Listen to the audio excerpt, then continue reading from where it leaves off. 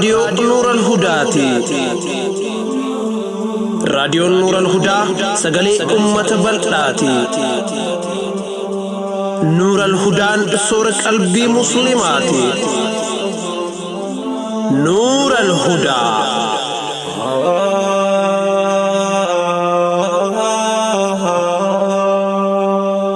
بسم الله الرحمن الرحيم الحمد لله رب العالمين الصلاة والسلام على رسول الله الأمين وعلى أهله وصحبه أجمعين السلام عليكم ورحمة الله وبركاته. هردفتو نور الهدى كبجمو أكم جرتن الحمد لله ثم الحمد لله حيما ربي قداتين هر أسنجا ولتدتشاني جر فرها نما أكيسو بيتا أكيسو دقيقة سدي في أفريتن أصون تاني تيرو الإرتوف نما أكيسن إجا قدوم فتنين نما اتفكاتو وهي تك التقليد جانين أفان أربات التقليد يجون نمني فدي في كايو إسا يوكين غمچو إسا نما برو ركايو akka namni biroo qabu san dhaaluudha akka namni sun jiraachuu fedhutti jiraachuudha taqliidni kun harki caalu wallaalarraa madda waan beekumsa faalleessu أبو عبادة البهتري نكنجي عرف العالمون فضلك بالعلم وقال الجهال بالتقليد والربيكم سكبو صدركاتي بيكم سان بيخن wallaalaan ammoo osoo keessan hubatin akkanumatti waan sirraa dhagahe odeysa. Attaqliid yookiin akkeessaan kun jechaa fi gochas ni hammata. Akkasuma akkeessaa gaarii fi badduutu jira. Akkeessaa eenyummaa dhalootaa balleessituutu jira. Hayyuun keenya Sheekh Muhammad Hassan Walad Addadoon akkeessaan fixraa yookiin uumama dhalootaa balleessitu sadii je'ee qabxii sadan takka kaase. Mee dhaggeeffattoota keenyaan haa geenyu. Tole, tokko abbootaa fi akaakilee akkeessuu. Akkeessaan tun gaarummaan qabdu. Nabi Nuh irraa kaasee hanga Nabi Muhammaditti alayhi assalaam warri ergamtoota Rabbii kijibsiise hedduun isaan kana.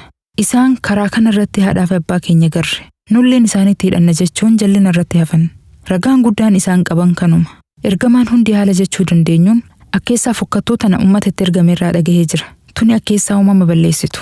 Lammaffaan hogganaa akkeessuudha. Hogganaa diinii yookiin kaduniyaatis haa ta'u beekumsaan malee akkeessuun jibbamaadha. Marii fi ragaa gahaa malee hogganaan gariin sodaachisee bulcha. Inni carraa hannuu dhabuus haqa barbaadanii irratti cichuun dirqama. Hogganaa garii hoggaa inni baaxil dubbate yookiin hoggaa dubbii adda namaaf hin baanee fi namaafis hin galle dubbate nama deeggaree taa'ee harka dha'uu garra. Akkanumatti akkeessan malee hubannoon hin jirtu. Jechi inni dubbatu gariin hiikaa hin qabdu. Haasawa aqlii shari'aa fi fixraan hin fudhanne haasawa. Hogganoota akkanaa hordofuun akkeessuun fixraa yookiin uumama balleessuudha. 3. Namoota bebbeekamoo akkeessuu. Akkeessaan tunis hin faarfamtu. Akkuma garuu kana namni hedduun nama jaalatu sanitti fakkaatuudhaaf waan bu'aa isaaf hin qabne inumaa waan isa miidhuu danda'u dalaga. Fakkeenyaaf uffata dargaggeessi gariin jaalatu kana laali. Bareedina hin qabu. Laafaallee miti. Hawaasa keessattis hagas maran beekamu. Kaayyoon uffata kana bitaniif nama beekamaa sanitti fakkaatuuf qofa. Akkasuma aadaa tamboo xuuxuu tanaas fudhatuu dandeenya. Fakkeenyaaf sijaaraan fayyaa qaama namaatiif bu'aan qabdu. Dhamdhamni siin mi'aawu, aarri siin urgaa'u, qorichaa sii miti. Bu'aa takka hin qabdu. Namni waan tana eegale jalqaba osoo nama beekamaa yookiin nama jaalatu akkeessuu guyyaa tokkoo fi lama osuma akkeessuu aadaa itti taatee qabata. Qabsoo jabduudhaan yoo taate malee aadaa akkanaa dhiisuun hin danda'amtu. Kunis akkeessaa fixraa yookiin uumama balleessuuti. Egaa wanni keessatti nama akkeessan wanni namarraa dhaalan ilmiidha.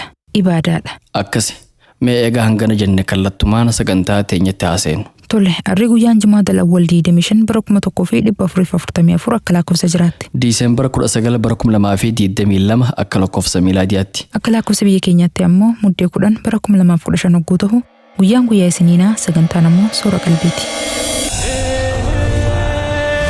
Qaama dadhabe boqochiisuuf. Qalbii yaadaan cinqamte abdachiisuuf. Dararama nama hubu salphisuuf. Onnee laaftee kakaasuuf. Sammuu mirqaansitee isin bohaarsuuf sagantaan soora qalbii kunoo dhiyaattee jirti. Hoggumallee huu torbaanitti al takkatan isiniif dhihaattu sagantaan soora qalbii amma jalqabdi. Sagantaa tana keessatti yaadota hubannoo cimsan jechoota mimmi'aawoon gurra isin buufna. Dhaamsa qabnuus keessa dabarfachaa isin gammachiisaa yaana. Soora qalbii. Soora qalbii. Sagantaa guyyaa irraa waltajjii nashiidaatiin eegalla. Itti aansuun gama dhaddacha jaalalaa tarkaanfanna. Dhaddacha jaalalaa booda qophii addaatu jira. Qophii addaatti aansinee tafakkur isiniif dhiheessina. Xumura irratti tana quba qabduudhaan sagantaa teenya goolabna. Amma soduudumaan gama waltajjii nashiidaatti ceena.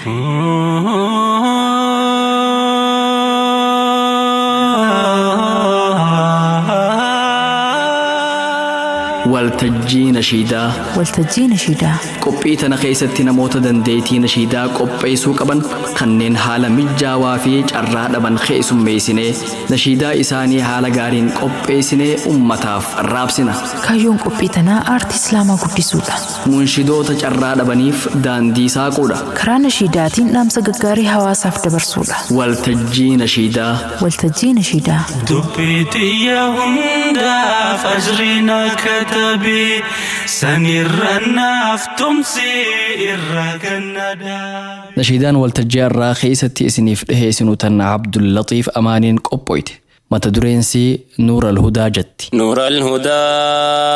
Nuura Alhudaa sagalee islaamaa soora qalbii muslimaa. Nuura Alhudaa.